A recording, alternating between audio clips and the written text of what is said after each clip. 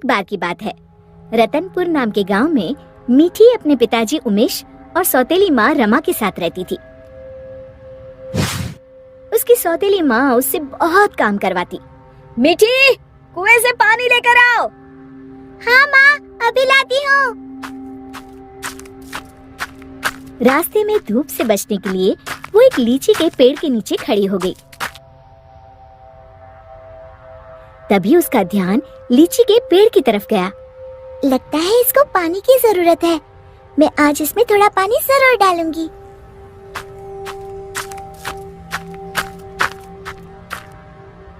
लौटते समय मीठी अपने घड़े से थोड़ा पानी लीची के पेड़ में डाल देती है। अब ये उसका रोज का नियम हो गया। जाते समय थोड़ी देर रुकती और आते समय थोड़ा पानी उसमें डाल देती। उसी पेड़ में एक चुड़ैल रहती थी। इतना ठंडा और मीठा पानी बड़े दिनों के बाद मिला है। एक दिन चुड़ैल ने सोचा, क्यों ना इस लड़की को दोस्त बनाया जाए। बहुत दिनों से मैंने कोई इंसान नहीं खाया। और वो मीठी की हम उम्र लड़की का रूप बनाकर कुएं पर बैठ गई। क्या नाम है तुम्हारा? मीठी। और तुम्हारा? अम्बी। अम्बी? अम्बी तो खट्टी होती है। तुम मीठी और मैं खट्टी, मतलब मीठी खट्टी। नहीं, मीठी खट्टी नहीं, मीठी अम्बी। दोनों खिलखिलाकर हंसने लगती है। अरे, मुझे तो तुमसे बातें करके बड़ी देर हो गई। और जल्दी से घड़ा लेकर घर के लिए चल दी। थोड़ा सा पानी उसने लीची के पेड़ में भी डाल दिया। चुड़ैल बहुत दिनों से अकेली रह रही थी। उसे मीठी का साथ अच्छा लगा। वैसे मीठी अच्छी लड़की है, क्यों ना इसे अपनी दोस्त बना लूं। ऐसे ही रोज मीठी और अम्बी कुएं पर मिलती और ढेर सारी बातें करती, खूब हंसती खिलखिलाती। एक दिन, आज तो बड़ी देर हो गई, मीठी पानी लेने नहीं आई। क्यों ना उसके घर जाकर देखूं। ये सोचकर चुड़ैल मीठी के घर पहुंच गई। वहाँ उसने देखा, मीठी, अभी तक तुमने बर्तन नहीं धोए और पानी भी नहीं लाई। बस माँ, खाना खाकर अभी बर्तन धोती हूँ। कब से खा रही हो? जल्दी उठो, बहुत काम है। खाना खाकर मीठी बर्तन धोने लगी।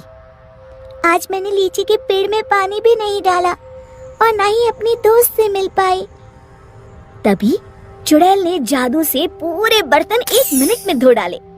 मीठी आश्चर्य से यहाँ वहाँ देख रही थी कि चुड़ैल उसके शरीर में प्रवेश कर गई और वापस आकर सोफे पर लेट गई। अच्छा, तो राजकुमारी आराम फरमा रही है, बर्तन कौन धोएगा?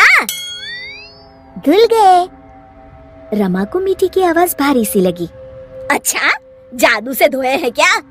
हाँ। अब झाड़ू कौन लगाएगा? कपड़े कौन धोएगा? तुम। और कौन?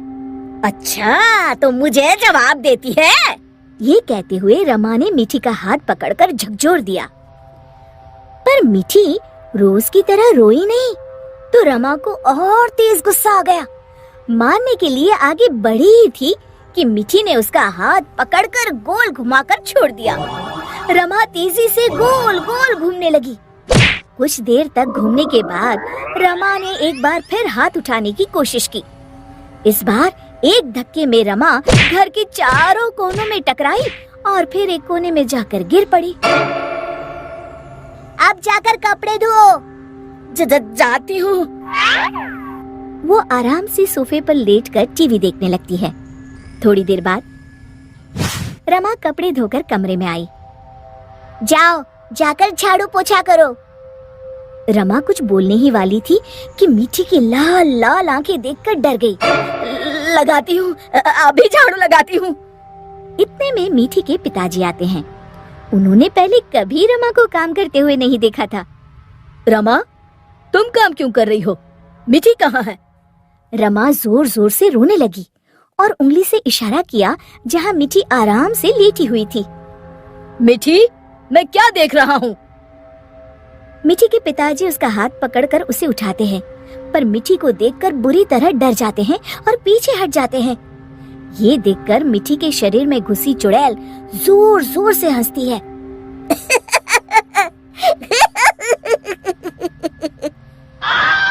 उमेश समझ जाता है कि मिठी पर चुड़ैल का साया है।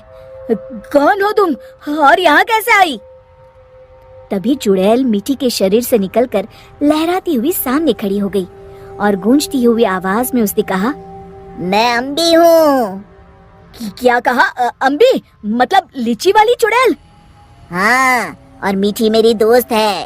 तुम लोग उसे बहुत परेशान करते हो। मैं तुम सबको खा जाऊंगी।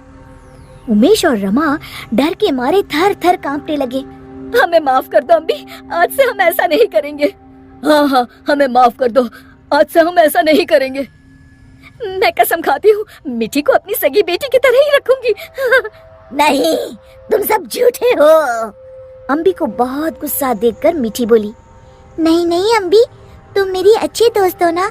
मेरे माँ पिताजी को कुछ मत करो। नहीं, इन्हें सबक मिलना जरूरी है। तुम्हें मेरी कसम।